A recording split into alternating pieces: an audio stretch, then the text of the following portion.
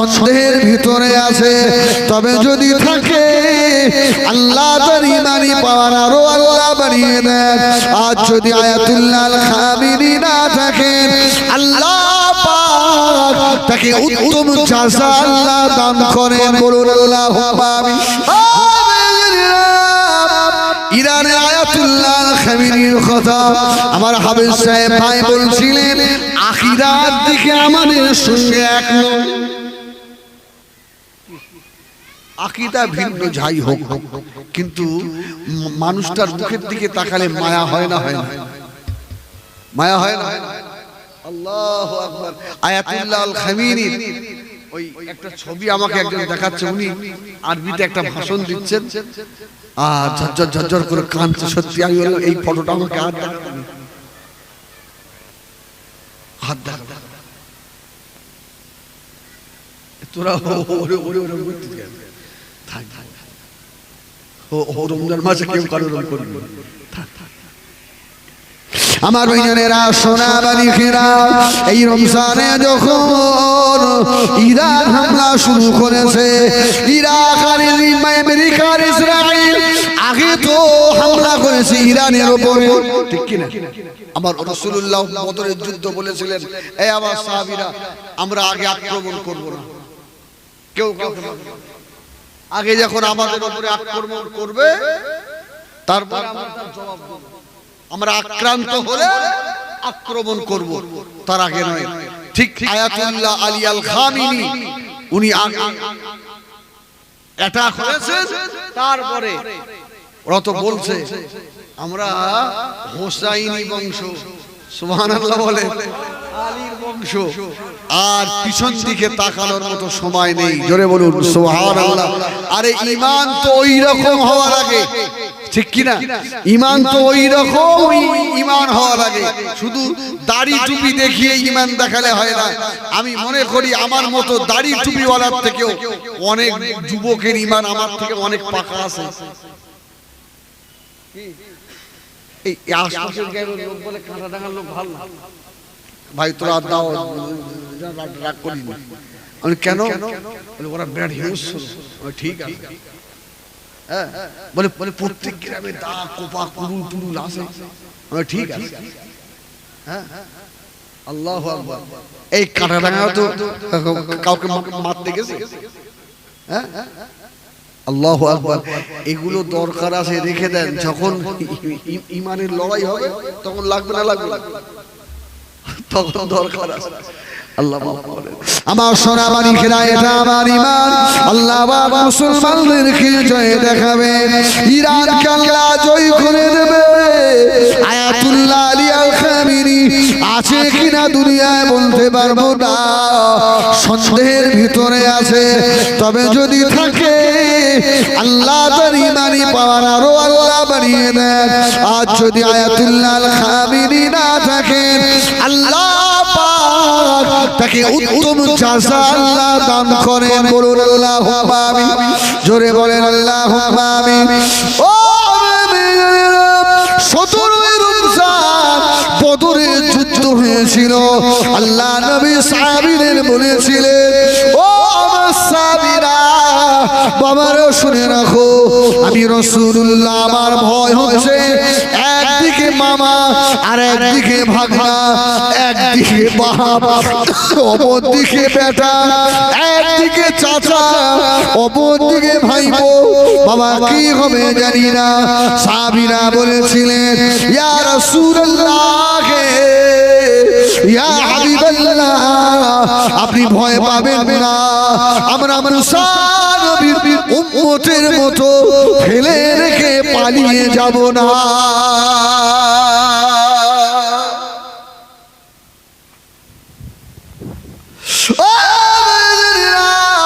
Ayatollah Khamenei একদিনে Ayatollah Ali Khamenei হয়নি বাবা, অনেক সময় লেগেছে। আল্লাহ যেন বাংলায় আয়াতুল্লাহ খামিনি একটা তৈরি করে দেন। তার সূচনা হয়েছে না হয়নি? তার সূচনা হয়েছে না হয়নি? পাগড়ি যখন বাঁধে মনে হয় আয়াতুল্লাহ খামিনির ছোট ভাই, সুবহানাল্লাহ বলেন। আল্লাহ কবুল করেন। আমি কোনো পার্টি সাপোর্টার নয় বাবা, আল্লাহ মাফ করুন। হক যেখানে আমরা ঈমানদাররা সেখানে, ঠিক কি না? এই ঠিক কি না? একদম। আমার বাপ যদি দ্বীনের বিপক্ষে যায়, আমার বাপের পক্ষে নয়। আমার বিশ্বাস যদিও যদি দ্বীনের খেলাফ করে, আমরা বিশ্বাসের পক্ষে নয়, ঠিক কি না? আমরা হকপন্থী। সুবহানাল্লাহ। তবে যখন সূর্য উঠেছে, হ্যাঁ ইনশাআল্লাহ আলো একদিন দেবে, ইনশাআল্লাহ ইনশাআল্লাহ। এই শোনো শোনো, আলো একদিন দেবে। একটা গোপনীয় খবর বলবো,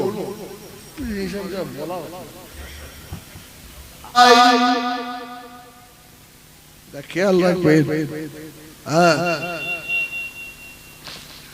অনেক ইমাম দুঃখ করে, অনেক ইমাম কাঁদে। হুজুর একটু আমাদের হয়ে বলবেন, হুজুর একটু বলবেন। হ্যাঁ এই আপনাদের অসুবিধা হচ্ছে, রাগ হচ্ছে ভাই? কি করবো বলেন, রাগ হলেও কিছু করার নাই। আর 10-15 মিনিট এই একটু দরুদ শরীফ পড়ে। আল্লাহুম্মা সাল্লি আলা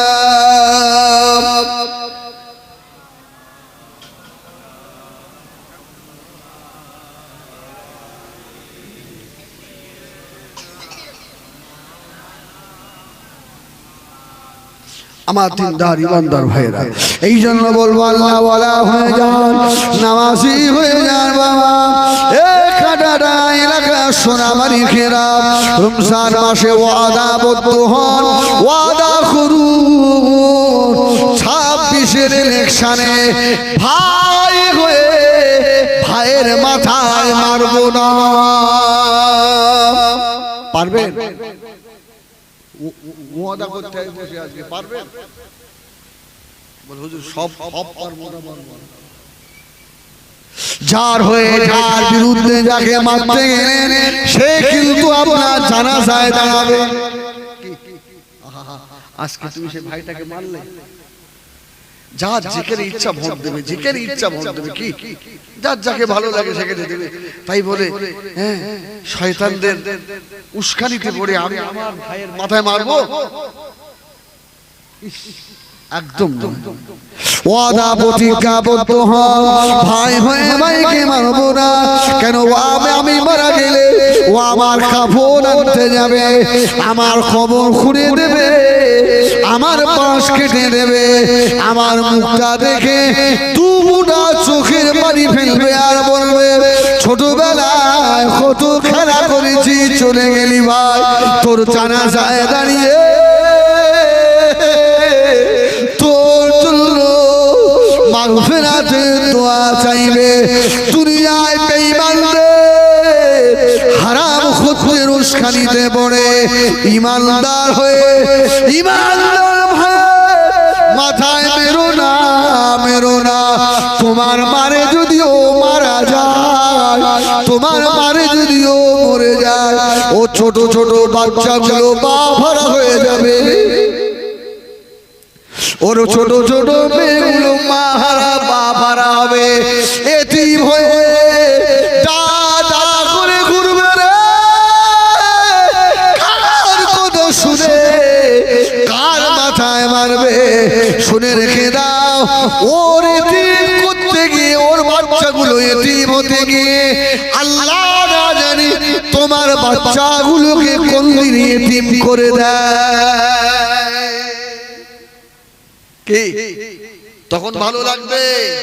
ঈদের দিনে এবছরে 26-এ শেষ করেছেন, 27-এ ঈদে ওর বাচ্চাগুলো যদি ছেঁড়া জামা গায়ে দিয়ে ঈদগার ময়দানে দাঁড়িয়ে থাকে, আর আপনি যদি ঈদগাহ থেকে বার হন, আপনার চোখে কার কথা শুনে আমি এই বাচ্চাগুলোকে আমি এতিম করে ফেলেছি, জীবনে মনটাকে বুঝ দিতে পারবেন না। আর জীবনের গুনাহ তোমার ক্ষমা হবে। রাসূল বললেন, কেউ যদি একটা মুমিনকে হত্যা করে, খুন করে, আল কাতিল ওয়াল মাকতুল কিলাহুমা ফিন্নার, যে খুন করবে আর যে খুন হবে, এই দুই ব্যক্তি জাহান্নামী হয়ে যাবে, জাহান্নামে যাবে। যে একটা মুমিনকে একটা মানুষকে খুন করলো, এর নামাল আমালে আল্লাহ এই রকম গুনাহ দেবে, ওই মানুষটা যেন তাম বিশ্ববাসীকে খুন করেছে। শোধ হবে তোমার নামাজ দিয়ে, তোমার কোরআন তেলাওয়াত দিয়ে তুমি শোধ করতে পারবে? কার কথা শুনে? হ্যাঁ, কয় আন্দোলন করলেন না তো? কাঁটাডাঙ্গার লোক সুদ করে বাড়ি ইমাম সাহেব খাবে না, বেনামাজি মারে গেলে আমাদের ইমাম সাহেব যাবে না। আন্দোলন করেছেন কোনদিন? ওই এ করে ওই ওই করে, তুই এরকম বললি কেন? সব জবাব দেওয়া লাগবে আল্লাহ তাআলা। আর তুমি দোয়া একদম পরিষ্কার বলে দেবে যে আল্লাহ আমি জানি যা করেছে ওরা। আমি এই জন্য প্রায় জলসায় বাড়ি ভাই কে নামাজ পড়বে একটু হাত তোলো, যদি কেউ হাত তোলে আমি আল্লাহরে বলি আল্লাহ আমি ওদের পায়ে ধরিস, কেউ নামাজ পড়িনি, তুমি যেন আমার ধরো না, ও যা এই যে দুটো টাকা সাদ্দাম দেবে আমি বাড়ি যাবো, এ টাকা নয় জাহান্নামের আগুন হয়ে যাবে, এই টাকাও জাহান্নামের আগুন হবে। আমার ভাইয়ানেরা সোনা মানিকেরা, আদর্শ মুস্তাফার মতো হওয়া লাগবে। আল্লাহ নবী জিহাদের ময়দানে সাহাবায়ে কেরামের জিহাদ করতে লেগেছে। বাবা নবী আমার হুজরাত শরীফের তাঁবুর ভিতরে বসা একজন ছাগলের রাখাল আস্তে আস্তে চলে এলো। আল্লাহ নবীর হুজরাত মুবারকে পর্দাটা সরিয়ে আল্লাহ নবীর নূরের মুখ দেখে আবার লুকিয়ে লুকিয়ে পড়ে। জোরে বলুন সুবহানাল্লাহ। এই হযরত মুহাম্মদ নাকি এই ঘরটার ভিতরে আছে, দেখে আমার রাসূলুল্লাহর নজর পড়ে গেছে। এই কি ব্যাপার, কে তুমি? বলছে আমি ছাগলের রাখাল। জোরে বলুন সুবহানাল্লাহ। তাতে কি হয়েছে? আচ্ছা তোমার নাম হযরত মুহাম্মদ না? জোরে বলুন সুবহানাল্লাহ। আমার নবী বলছে হ্যাঁ, কেন কি হলো বলো না। না না তুমি নাকি নবী, তাই তোমার একটু দেখতে এসেছি। সুবহানাল্লাহ বলে আমার রাসূল দেখবে তো দেখো। ও আমার রাসূলের মুখের দিকে খানিকক্ষণ তাকিয়ে বলছে আলহামদুলিল্লাহ, এই রকম মানুষ তো দেখিনি। জোরে বলবেন না? বাস ইমানের নূর ঢুকে পড়ে। আচ্ছা মুহাম্মদ আমার রাসূল কি হয়েছে সাল্লাল্লাহু আলাইহি ওয়াসাল্লাম, আমি যদি আপনার হাত ধরি এখন? আমার নবী বলে হ্যাঁ হাত তুমি ধরতেই পারো। আচ্ছা না, আমি যদি হাত ধরে এখন ইমানের কলমা পড়ে নি মুহাম্মদ, তাহলে তুমি আমার সঙ্গে এখন কি করবা? সুবহানাল্লাহ বলেন। এই নেতা দেখেন, মুস্তাফা আমাদের নেতা। জোরে বলুন সুবহানাল্লাহ সুবহানাল্লাহ। ছাগলের রাখাল গা দিয়ে দুর্গন্ধ বার হচ্ছে।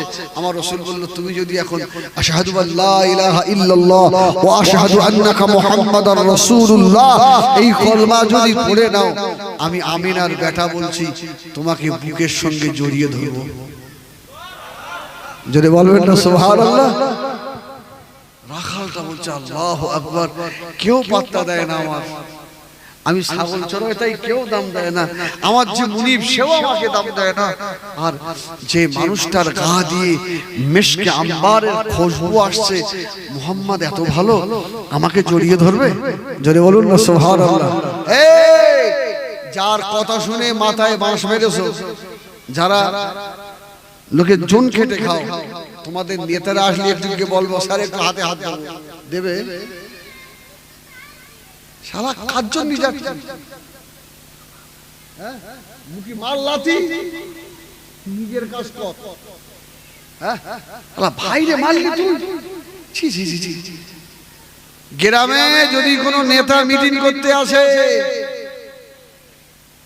এই গরিবদের সামনের কাতারে বসতে দেবে না, গরিবরে বলবে এসতে যায়, বলবে লাভ লাভ লাভ শালা জামা কাপড় ভালো না, আর আমার নেতা হযরত মুহাম্মদুর রাসূলুল্লাহ। আর রাখাল বলছে কেউ আমাকে পাত্তা দেয় না। আরে মুহাম্মদ কি ভালো, আমারে বুকের সঙ্গে জড়াবে। জোরে বলে সুবহানাল্লাহ। আল্লাহ নবী দিন ও দুনিয়ার বাদশাহ জনাবে মুহাম্মদুর রাসূলুল্লাহ সাল্লাল্লাহু আলাইহি ওয়াসাল্লাম আল্লাহ নবী নূরের হাত ধরে কলেমা পড়ে নিল, কালেমা লা ইলাহা ইল্লাল্লাহ, লা ইলাহা ইল্লাল্লাহ, লা ইলাহা ইল্লাল্লাহ মুহাম্মাদুর রাসূলুল্লাহ সাল্লাল্লাহু আলাইহি ওয়াসাল্লাম। আল্লাহ নবী রাখালকে বুকের সঙ্গে জড়িয়ে ধরে আল্লাহ নবী একটু চাপ দিয়েছে, রাখাল দেওয়ানা হয়ে গিয়েছে। ইয়া রাসূলুল্লাহ, ইয়া হাবিবাল্লাহ, আপনার গা দিয়ে এত সুন্দর খুশবু বার হয়, আমি একজন রাখাল। ইয়া রাসূলুল্লাহ, ইয়া হাবিবাল্লাহ, আপনি রাখাল মনে করলেন না, আমাকে জড়িয়ে ধরলেন। আল্লাহ নবী জড়িয়ে ধরলেন। রাখাল আমার নবীর সম্মুখে দাঁড়িয়ে বলল, ইয়া রাসূলুল্লাহ, আমি এখন কলেমা পড়েছি, আমার কি কাজ আছে এখন বলুন। আমার নামাজ পড়তে হবে। রাসূল বলল, এখন তো নামাজের সময় হয়নি। ইয়া রাসূলুল্লাহ, আমার কি আর কোনো কাজ আছে? রাসূল বলল, তুমি যদি কোনো কাজ করতেই চাও, জিহাদ হচ্ছে, জিহাদে অংশ নিতে পারো। জোরে বলুন সুবহানাল্লাহ। আল্লাহর দ্বীনের জন্য জিহাদ হচ্ছে, জিহাদে অংশ নিতে পারো।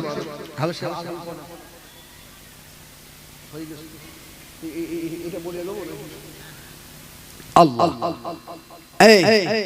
সাহাবে হুজুর খালো সাহাবী বলল, ইয়া রাসূলুল্লাহ, ইয়া হাবিবাল্লাহ, আমি জিহাদে চলে গেলাম। সাহাবী হুজুর জিহাদের ময়দানে গিয়ে শহীদ হয়ে গেলেন। আল্লাহ নবীর দরবারে সংবাদ চলে এলো, ইয়া রাসূলুল্লাহ, ইয়া হাবিবাল্লাহ, আল্লাহ আমাদেরকে জয়লাভ করিয়েছে, আমাদের অনেক ভাই শহীদ হয়ে গিয়েছে, কিন্তু আমাদের ভাইদের ভিতরে একজন কালো মানুষ, যার গা দিয়ে ছাগলের দুর্গন্ধ বার হয়। ইয়া রাসূলুল্লাহ, ইয়া হাবিবাল্লাহ, এইরকম একজন শহীদার ভাই শুয়ে রয়েছে। আমার নবী বললেন, এই ওই যার গা দিয়ে ছাগলের দুর্গন্ধ বার হচ্ছে, তোমরা কেউ চিনতে পারছো না, ওকে আগে নিয়ে এসো। রাসূল বললেন, এই এখনই ঈমান এনেছে, এর একবার সুবহানাল্লাহ আলহামদুলিল্লাহ কলমাও পড়তে হয়নি, আল্লাহ পাক ওকে জান্নাতের আলা দরজা দিয়েছে। জোরে বলুন সুবহানাল্লাহ। ও আমার সাহাবীরা, ওর এত নসিব, আমি মুস্তাফার সঙ্গে গলায় গলায় মিলে তারপরে জিহাদে গেছে। জোরে বলুন সুবহানাল্লাহ। আমার সোনা, আমি এখানে সাদ্দাম তো সব ওযু করবে না,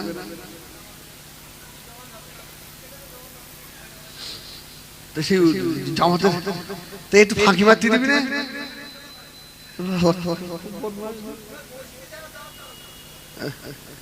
ও আল্লাহ, এখনো 10 মিনিট, তাহলে আর কি করব? দরুদ শরীফ আল্লাহুম্মা সাল্লি আলা, এই যাদের ওযু নেই আস্তে আস্তে ওযু করে আসে।